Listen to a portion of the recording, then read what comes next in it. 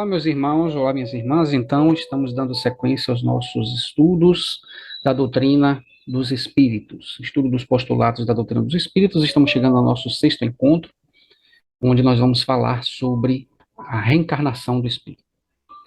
Bom, então, para começar, nós temos aqui essa citação de Platão, onde ele diz no livro Fédon: estou confiante de que realmente existe algo como viver de novo e que os vivos nascem dos mortos.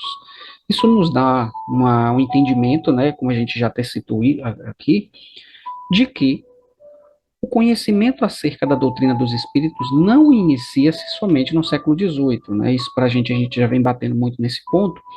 Entretanto, essas entidades muito evoluídas, muito esclarecidas, vieram ao longo das eras, vieram ao longo dos tempos, nos trazendo essas revelações, estas informações que tanto nos auxiliam no processo de entendimento do que é o mundo dos espíritos, correto? Então, Platão faz parte deste grande celeiro de entidades evoluídas, de espíritos, inclusive, ele fez parte também do time do Espírito Verdade na codificação da doutrina dos espíritos, junto com Allan Kardec. Então, ele fazia parte desse seleto grupo de entidades espirituais de altíssima hierarquia que vieram nos trazer todas essas instruções.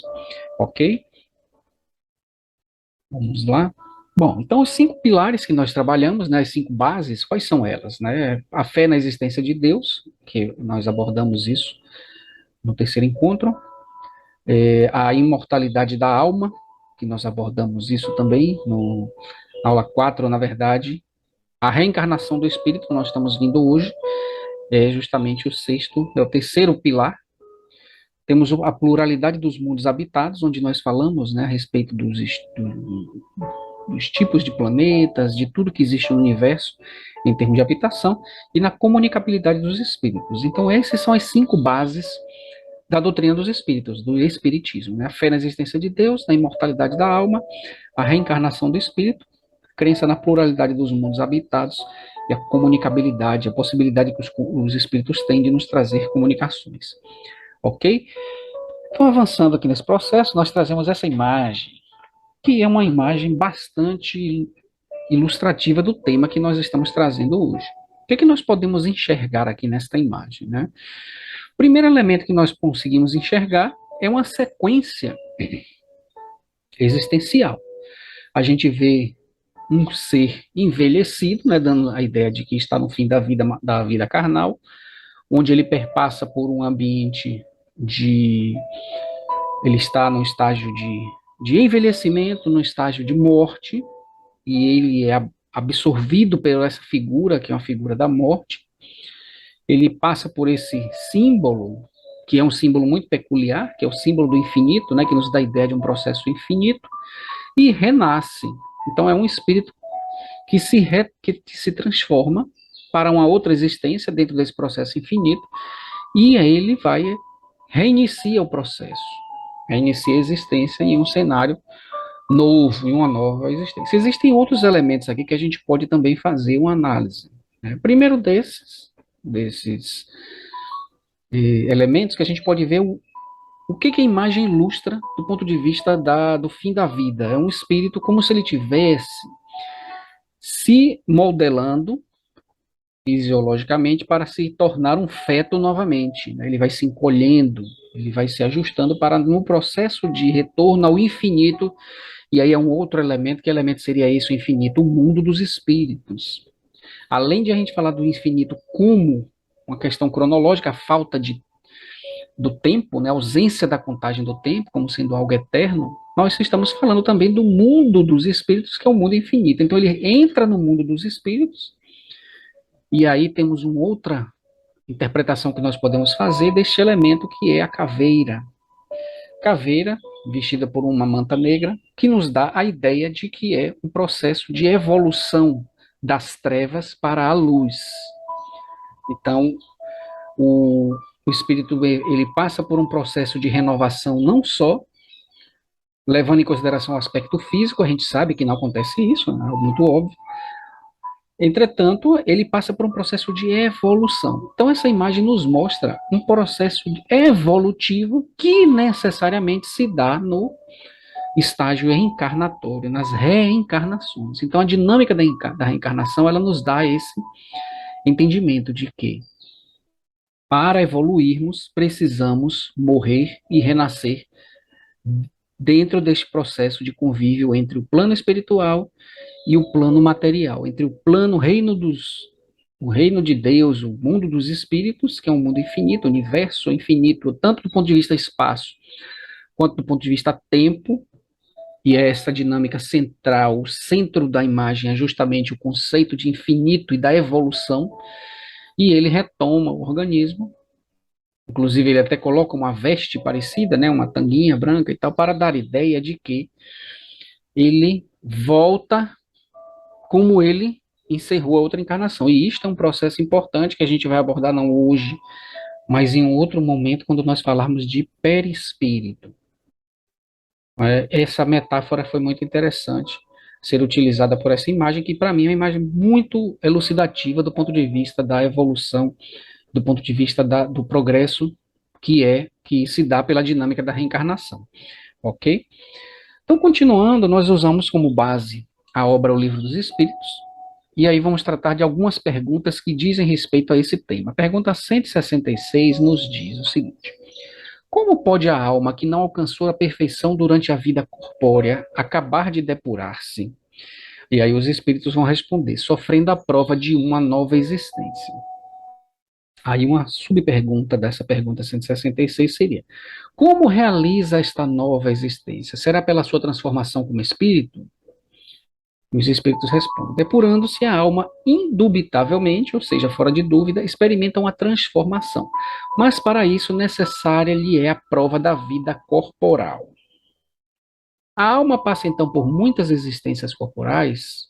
Sim, respondem os espíritos. Todos contamos muitas. Os que dizem o contrário pretendem manter-vos na ignorância em que eles próprios se encontram. Esse é o desejo deles. Então vamos fazer uma pausa aqui para a gente tecer alguns comentários sobre a questão da nova existência. É muito ainda, por incrível que pareça, ainda é algo muito novo para muitas pessoas a questão da nova existência. As pessoas entendem muitos elementos, entendem a questão de karma, entendem a questão de penitência, entendem a questão, eu estou pagando meus pecados, é um entendimento que nos leva ao desdobramento sobre as novas existências. Porque diz assim, de onde é que vem esse karma? Não é? De onde é que vem, então, esse pagamento dessa penitência, se não de existências anteriores? Porém, isso nos dá um. É normal, é natural que muitas pessoas não consigam compreender isso. Por quê? Porque nós temos a nossa vida muito centrada na existência material. E nós nos comportamos de forma como se, ao final da vida material, fosse o encerramento geral de tudo, como se nós de fato tivéssemos encerrado e aí vamos cair numa escuridão total em que não existirão noutras situações além dessa. Lógico que com o processo do aprimoramento moral e intelectual, e os dois juntos, a gente vai apreendendo, a gente vai compreendendo essas questões com muito mais naturalidade. Até para as pessoas que estudam, até para nós que estudamos a doutrina dos espíritos, em certos casos existem algumas leis da doutrina dos espíritos que nós não conseguimos sentir essa lei. A gente consegue até compreender a lei, mas nós não conseguimos sentir a lei, nós não conseguimos experimentar, vivenciar o processo de progresso universal. Por quê? Porque nas menores provas, nas menores situações, a gente já esmurece, a gente já desanima, já começa a se voltar contra a providência, começa a questionar de fato se Deus ele realmente é essa inteligência total, porque será que ele não está vendo os meus sofrimentos? Então a gente já passa por um processo de muitas vezes dúvida. Quando estamos em condições normais, ou então quando os problemas não nos são tão gritantes, a gente até certa forma compreende isso. Mas no momento que a gente precisa exercitar o aprendizado do evangelho, fortalecer a nossa fé verdadeira numa vida, numa existência espiritual que é prioritária, que é predominante e que é preponderante em relação à vida material, a gente nos falta, é muito natural nos faltar essa convicção. Né? Então, esse é o primeiro ponto que eu gostaria de tratar aqui, que é justamente sobre o conceito de nova existência. Até porque a gente precisa entender também as questões do DNA espiritual, os entendimentos espirituais que estão consolidados na nossa mente, que estão consolidados na nossa consciência espiritual, do renascer, do recomeçar, de passar por todas as tribulações novamente, por todos esses destemperos novamente, por tanto sofrimento, a velhice, passar por todas as privações, e aí vem também todas aquelas memórias espirituais de todas as mazelas que nós já passamos na vida umbralina, na zona de erraticidade, que é a zona entre as encarnações, né? No momento em que o espírito não está encarnado, ele está nas chamadas zonas de erraticidade.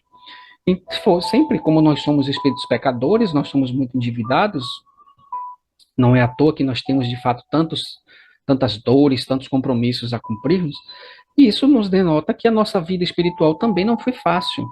Nos faltou entendimento, nos faltou compreensão, e aí a existência pós-matéria é uma existência traumática, e acaba que essa questão fica enraizada na nossa consciência espiritual, na nossa memória espiritual. Então, damos sequência aqui para a gente voltar no tema reencarnação. O, os espíritos respondem, né, na pergunta 166A, onde ele nos diz que é necessário uma transformação espiritual. Porém, somente se dá na prova da vida corporal. E por que, que nós só evoluímos na vida corporal? Porque nós precisamos, é como até diz o linguajar, vamos dizer assim, né, da polícia na vida material. Precisamos retornar à cena do crime. Então, o mal feito foi aqui, a gente tem que corrigir aqui. O mal feito foi na matéria, então a gente precisa retornar às mesmas condições que nós estávamos para consertar, para reconstruir o errado. Então, foi esse o maior, um grande entendimento que a gente pode ter sobre a necessidade da vida corporal. Até porque na vida corporal nós vamos passar por um simulador da vida espiritual, utilizando uma estrutura física que nos dá uma limitação de ação espiritual. E nós só teremos essa ação espiritual mais liberta quando nós estivermos em uma situação de sono. E esse é um tema também para a gente abordar em um outro encontro. Porém, o corpo material, ele nos bloqueia uma série de comportamentos espirituais que não são necessários neste estágio em que nós estamos aprendendo certas coisas, que nós precisamos mais dos órgãos sensoriais do que dos sentimentos e das emoções espirituais. E aí, aqui a pergunta B também, né, fazendo uma nova pausa, um novo adendo sobre isso, todos contamos com muitas existências, ou seja, o processo de evolução, ela se dá de uma forma muito lenta e gradual. Isso é bastante importante para que a gente entenda. Aí a gente já entra no processo de vivenciar a evolução. O que é que isso significa, gente? Significa que, por mais que nós nos esforcemos, nós não vamos conseguir eliminar todas as nossas mazelas de uma única vez. Aqueles que insistirem nessa tentativa, o que que vai acontecer? Entrará em um estágio de autopunição e autoflagelação muito grande. Deus, com toda a sua sabedoria, com toda a sua grandiosidade, nunca nos exigiu que nós dessemos saltos de uma encarnação para outra. Ao contrário, o que é que ele nos diz? Olha, você tem a eternidade inteira para evoluir. O que não lhe faltará é tempo, até porque não existe tempo. Então, esse fator não será preponderante. Quem está lhe dando pressa é você mesmo. Isso não significa que a gente deva se aquietar, se acomodar no nosso processo evolutivo. Não é isso. O que está se abordando é a necessidade de nós compreendermos que teremos muitas existências e à medida que a gente vai se depurando, a gente vai eliminando as cargas de sofrimento. Entretanto, precisamos reconhecer também a nossa inferioridade em sanar tudo de uma vez. As pessoas querem deixar de ser egoísta, quer deixar de ser ciumento, quer deixar de ser invejoso, quer deixar de ser avarento, quer deixar de ser violento, quer deixar de ser adúltero, tudo de vez. E esses crimes, esses delitos estão encruados na nossa memória espiritual, na nossa personalidade espiritual, e não é fácil a gente abolir tudo de uma vez. O que é que acontece? A gente começa a desgostar de nós mesmos e não nos compreendemos como entidades em processo evolutivo. é como uma estátua. Esses dias eu estava até dando um exemplo para uma amiga. Nós somos uma estátua sendo esculpida numa grande pedra bruta. E o processo de escultura é um processo lento. Cada horinha vai saindo um pedacinho, vai ficando um pedacinho perfeito lá. Então, o processo de construção, ele leva muito tempo. E nós, o que é que nós devemos nos preocupar? Em não cometermos delitos que venham nos trazer débitos, a não venham aumentar a nossa carga de débitos. Para que a gente, de fato, vá construindo novas encarnações mais libertos de intempéries, mais libertos de tanto sofrimento. Isso pode parecer contraditório, mas você está dizendo que a gente tem que evoluir, mas ao mesmo tempo diz que a gente não tem que evoluir. Não é isso. Estou dizendo que nós não devemos entrar no dilema da evolução, como se nós tivéssemos que eliminar tudo de uma única vez. Aquelas pessoas que têm uma predisposição maior, que têm uma força de vontade maior em ir se depurando, naturalmente, siga, é um livre-arbítrio. Porém, nós, ainda assim, nós teremos outras tantas provas, até porque nós não encontraremos 100% das experiências necessárias para a gente depurar tudo. Até porque, para a gente depurar tudo, para a gente sair eliminando esses processos, a gente precisa experimentar esses reveses. Se eu quero eliminar o egoísmo, eu preciso conviver com a necessidade de combater o egoísmo.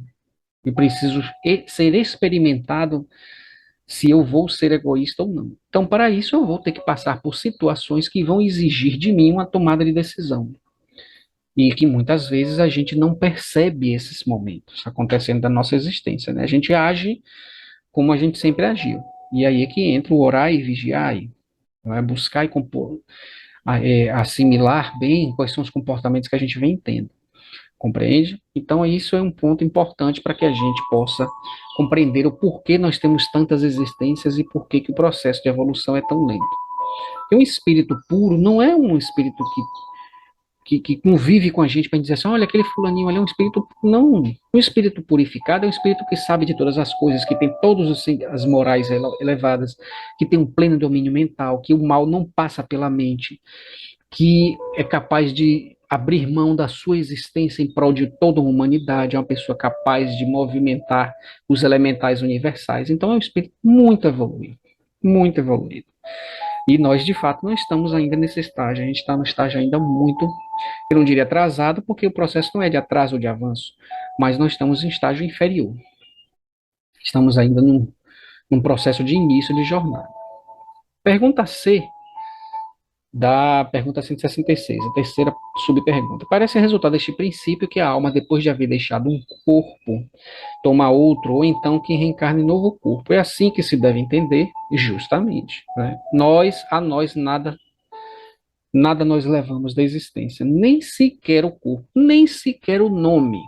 O nome fica aqui, ele vai durante o estágio, podemos assim dizer, de erraticidade, até uma nova encarnação, onde a pessoa adquire um novo nome. Fora isso, tudo que vem da Terra, aqui permanece. O corpo, as roupas, os vestes, tudo aqui fica.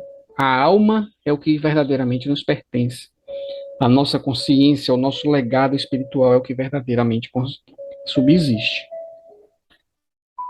Pergunta 167. Qual o fim objetivado com a reencarnação? Aquilo que a gente falou. Né? É expiação, melhoramento progressivo da humanidade. Sem isso, onde há justiça? Esse ponto aqui é muito importante a gente perceber, por quê? Porque uma grande analogia que nós podemos fazer é a analogia da escola. Nós só vamos avançar para um ano seguinte se nós passarmos nas provas, se nós formos aprovados nos testes. Aqueles que não forem aprovados nos testes não podem avançar, não estão no mesmo estágio que o outro colega. Então, o processo de expiação, que é o processo de vivenciar de reconstruir os errados que eu fiz, é a partir desses exercícios que a gente vai aprendendo, que a gente vai se depurando, vai deixando para trás aqueles erros, aqueles delitos e vai avançando.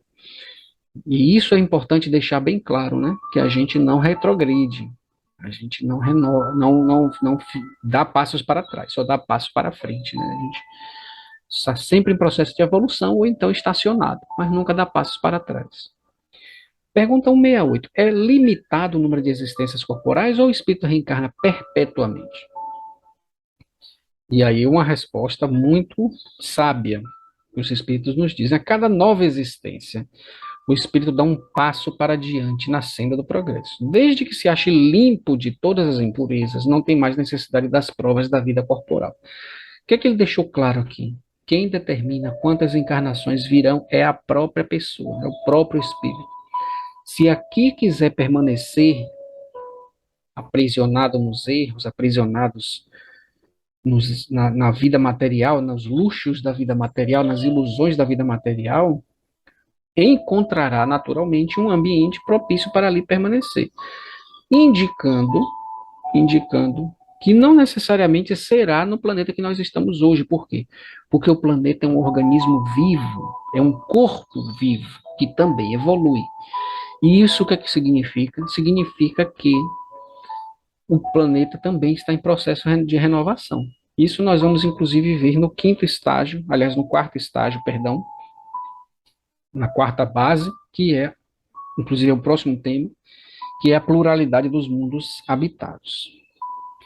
Então, a resposta foi, da pergunta 168, nos deu já de cara o entendimento de que as reencarnações, elas não existe uma cartilha. Quanto mais eu me depuro, menos eu tenho necessidade de reencarnar, e assim eu vou me tornando o espírito puro. Não tenho mais essa necessidade de retornar. Pergunta 169. É invariável o número das encarnações para todos os espíritos? Não. Aquele que caminha depressa, há muitas provas se forra. Todavia, as encarnações sucessivas são sempre muito numerosas, porquanto o progresso é quase infinito. Até um espírito se tornar um espírito crístico, chegar no estágio de um espírito crístico, demora muitas eras. Mas o Cristo é um espírito, por exemplo, é tido pela espiritualidade que o Cristo tem algo em torno de 11 a 13 bilhões de anos. Então significa que muito antes, né, desse período ele já era um espírito puro. Agora existem outros espíritos que já possuem, inclusive, são mais antigos do que Cristo e que ainda não chegaram nem no meio da jornada dele. São espíritos que possuem 20, 25 bilhões de anos, mas ainda não chegaram. Por quê? Por escolha. Não é que Cristo foi privilegiado. Simplesmente ele foi avançando, avançando, até que chegou num estágio em que ele não precisa mais. Ele já está no estado de corpo espiritual puro. Ele já está na quinta essência espiritual. 170. O que fica sendo espírito depois da sua última encarnação? Espírito bem-aventurado ou puro espírito. Chegou no topo da jornada e dali agora ele vai ter outros tipos de trabalho, outros tipos de missões, somar verdadeiramente com Deus. E inclusive é onde ele conhecerá Deus e ele vai compreender Deus. Ele terá uma envergadura de atuação em nível cósmico muito elevada. E será realmente uma entidade capaz de influenciar no curso das coisas no nível universal. Hoje a gente não consegue ainda dar conta das coisas que acontecem somente no meu nível individual, que dirá em nível universal. Mas nós todos chegaremos lá, porque este é o caminho. Esta é esta é a senda da qual nós fazemos parte. Vamos lá. E aí nós temos aqui algumas perguntas para nos direcionar sobre alguns entendimentos mais práticos para que a gente vivencie o conceito de reencarnação. Que a gente viu até agora, né, falar sobre o processo de vida após vida, né, que é justamente esse processo de reencarnação. Corpo carnal morre, vem outro corpo carnal, e isso daí para a gente já é um grande entendimento quando a gente pega isso e reflete em cima disso, porque todo aquele sofrimento que a gente se imputa quando nós perdemos um ente querido, quando algum ente querido falece, nós estamos naturalmente num estágio de luto, num estágio de muito sofrimento, de muita dor. E eis que a gente começa a se conscientizar de que essa existência com aquele ser é mais uma de tantas que já ocorreram e de tantas que ainda irão ocorrer. E é um processo transitório a minha vida material. É preciso que a gente faça, de fato, um esforço para compreender e vivenciar essa lei. Não basta a gente entender, a gente precisa vivenciá-la, a gente precisa internalizá-la enquanto conhecimento espiritual. Olha, eu não pertenço a este mundo, eu não pertenço a esta cidade, a esta casa, esse carro não me pertence, esse corpo, essas pessoas, esse filho, esse pai, essa mãe não são meus. São companheiros de jornada com quem eu, se eu estiver afinado com ele, se eu estiver afinado com ela, com eles, eu estarei em franco processo de evolução. Juntos, a gente vai vivenciar isso inúmeras vezes. Por quê? Porque são espíritos simpáticos, são espíritos que estão juntos. Então a gente começa a compreender e a vivenciar o fato de que reencarnar é a dádiva que Deus nos dá de reexperimentar em conjunto com aqueles irmãos. Então, esse exercício que é muito importante da gente ir fazendo, lógico que fica a saudade. Porém, chegará um momento em que essa saudade será substituída por uma vivência eterna. Até porque, como a gente ainda não se libertou do conceito de tempo, espaço, para nós, 1 ano, 2, 3, 5, 10 é muito tempo. Mas isso, em se tratando da espiritualidade, é um sopro, não é nada. Então, o espírito que desencarna hoje, em pouquíssimo tempo, ele já está junto, se assim os dois se afinarem, se assim os dois estiverem numa vibração que permita isso. Porque o que muitas vezes acontece é que o espírito ele está num estágio de sofrimento tal que não pode conviver com o outro, que já está em um processo mais avançado, porque não está em faixas vibratórias similares, e isso acaba atrapalhando o processo, até mesmo de convívio em nível espiritual, que é o nível que nós vivemos com aqueles de quem nós gostamos tanto. A existência material é uma existência transitória de corpo, e não está vinculada à existência espiritual. Os sentimentos, quem sente, quem se emociona, quem pensa, é a alma. O corpo, ele só sente sentimentos, aspectos sensoriais, ok? Então, aqui vamos ter 3 perguntinhas para que a gente entenda um pouco a dinâmica na prática da nossa existência, tá? O que é que a reencarnação interfere na minha vida? Eu, com meus parentes, inclusive com aqueles de quem eu não gosto. Estamos falando aqui de pessoas que a gente gosta, mas tem também aqueles que é como se a gente tivesse uma vida interminável, que aquele sofrimento não passa, porque a gente tem parentes que são verdadeiros inimigos. Por que então temos que reencarnar para evoluir junto a pessoas de quem não gostamos? Olha esse ponto aí. Por que então temos que reencarnar para evoluir junto a pessoas de quem não gostamos? Tudo tem uma razão de ser. No universo nada é por acaso. Deus jamais criou qualquer coisa que seja movido pelo acaso, que não precise de uma inteligência por trás. Então, uma pessoa com quem eu convivo e de quem eu não gosto, com certeza existe um desajuste vibratório, um desajuste energético em função, não foi de graça. Olha, eu sou antipático àquela pessoa de graça, simplesmente assim é. Não. Existe um destempero e um desequilíbrio em nível energético que pode ser oriundo, em muitos casos, é oriundo de existências anteriores.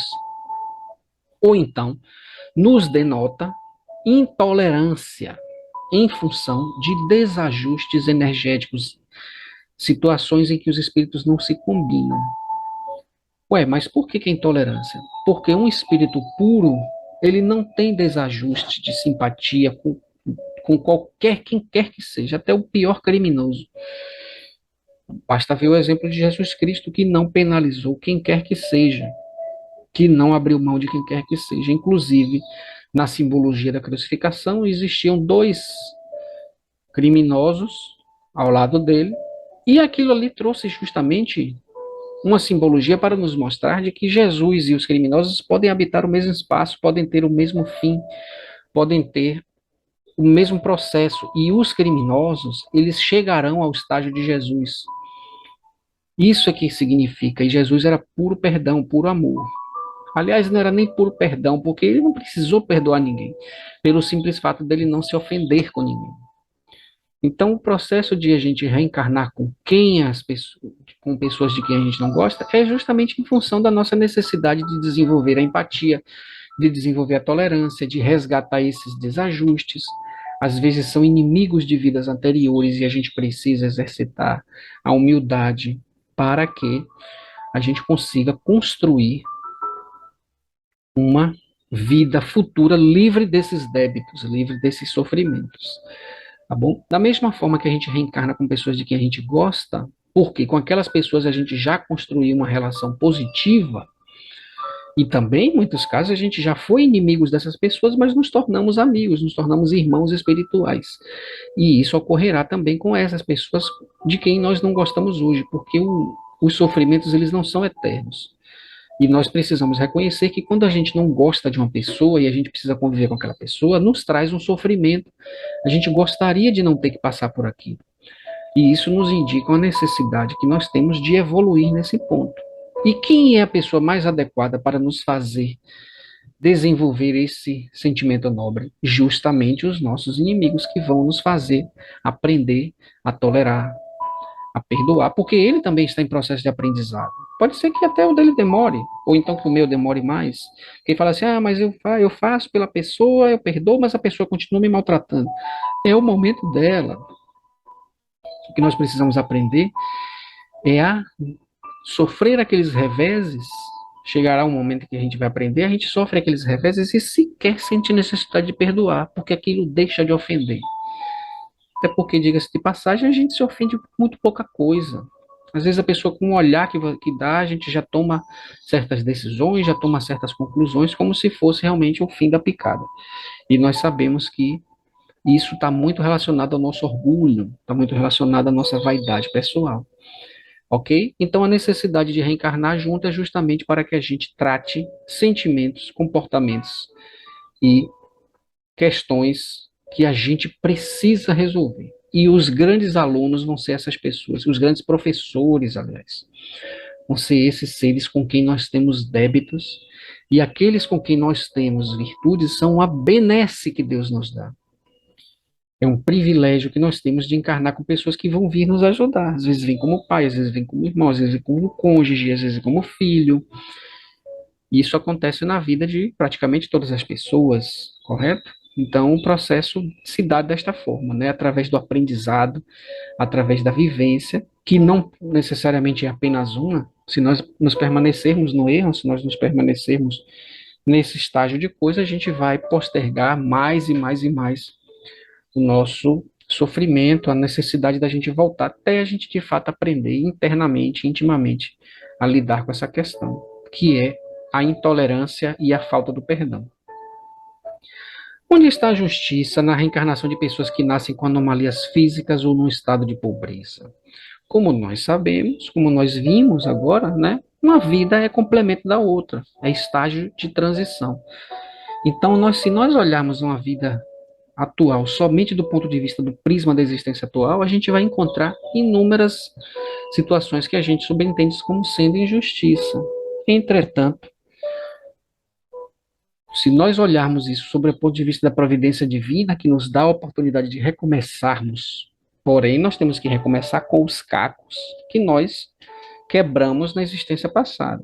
Então, se hoje eu tenho questões físicas, anomalias físicas, eu preciso aprender a conviver agora com o corpo com anomalias, porque foi isso que eu quis para mim, através de mau uso do corpo, através de um suicídio, através de não proteger o corpo físico. A gente precisa entender que o corpo físico é um empréstimo que Deus está nos dando. Não nos pertence, e mesmo que nos pertencesse, a gente não pode desfazer dele. Então, um organismo que vem, por exemplo, que passa a vida inteira comendo o que não deve, comendo o que não pode, sabe que tem doenças, tem diabetes, tem problemas estomacais sérios, tem problemas intestinais e continuam consumindo comida, sabendo que está fazendo mal, aquilo ali é uma atitude de suicídio, você não está preservando o seu corpo. Então, numa próxima existência, como a pessoa fez aquilo por vontade, maltratou o corpo por vontade própria, por escolha própria, significa que é aquilo que ela quer. Ela quer um corpo debilitado. E ela vai ter para ela experimentar o que é verdadeiramente viver num corpo debilitado. Da mesma forma, no estado de pobreza. No estado de pobreza, e na maioria dos casos, são espíritos que necessitam exercitar a humildade, que necessitam exercitar a simplicidade, porque as riquezas materiais, ao contrário do que muita gente pensa, são uma terrível prova.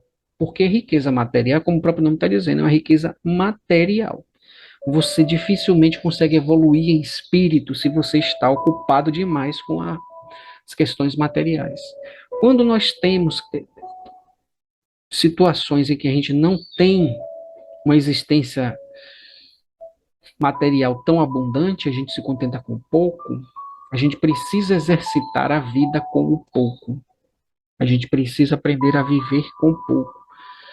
A gente precisa aprender que nossa existência verdadeira, não, Deus jamais vai deixar faltar o básico para aquele organismo vivenciar. E quando se trata do básico, não existe um número certo, não existe um fator delimitado, mas sim o básico necessário para aquela pessoa, naquelas condições, vai sempre existir, vai sempre ter, para que ela se mantenha viva durante o tempo necessário para ela passar pela encarnação. Então, o estágio de pobreza não é uma mazela que nós podemos dizer que é uma injustiça social, que é uma injustiça de Deus. Negativo. É um estágio que, ao contrário, o próprio espírito, para ele desenvolver certas competências que ele precisa, certas questões, ele escolhe, até porque nada que nos vem são imputados. Nós temos o livre-arbítrio apenas quando nós não estamos em condições de escolher as nossas provas e as nossas expiações.